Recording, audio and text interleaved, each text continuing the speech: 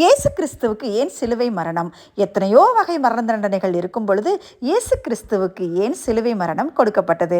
ரோமர்கள் ஆட்சி புரிந்த காலத்தில் இயேசு கிறிஸ்து வாழ்ந்த பொழுது குற்றவாளிகளுக்கு 5 வகையான மரண தண்டனை கொடுக்கப்பட்டது. 1, கல்லறிதல். 2வது, மிருக ஜீவன்களுக்கு இரையாக கொடுத்தல். 3வது, அக்கினி சூளையில் எரிதல். 4வது, வாளில் 2 துண்டுகளாக அறுத்தல். 5வது, சிலுவை மரணம். இந்த மரண தண்டனைகளே கொடூரமான ஒரு முக்கிய முறைதான் இந்த சிலுவை மரணம். இது ரோமர்களின் அதிகாரத்தினால் கொடுக்கப்பட்டதா இல்லை பிரதான ஆசாரிகளின் அதிகாரத்தினால் கொடுக்கப்பட்டதா அப்படின்னு பார்த்தா இல்லை. இது 100% பிதாவின் சித்தத்தின்படி இயேசு கிறிஸ்துவுக்கு இந்த சிலுவை மரணம் கொடுக்கப்பட்டது.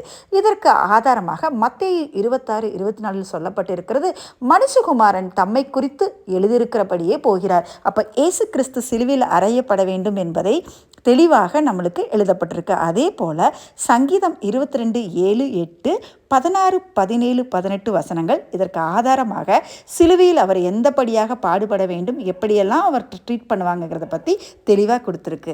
எதற்காக இயேசு சிலுவையில் மரிக்க வேண்டும்? ஏசாயா 53:5 சொல்லப்படுகிறது, நம்முடைய மீறுதல்கள் நிமித்தம் அவர் காயப்பட்டு நம்முடைய அக்கிரமங்களின் நிமித்தம் அவர் நொறுக்கப்பட்டார், நமக்கு சமாதானத்தை உண்டு பண்ணும் ஆக்கினை அவர் மேல் வந்தது. இந்த ஒரு காரணத்துக்கு தாங்க நம்முடைய பிதாவாகிய தேவன் நம்மேல் வைத்த அன்பின் நிமித்தம் அவருக்கு இந்த சிலுவை மரணத்தை கொடுத்தார்.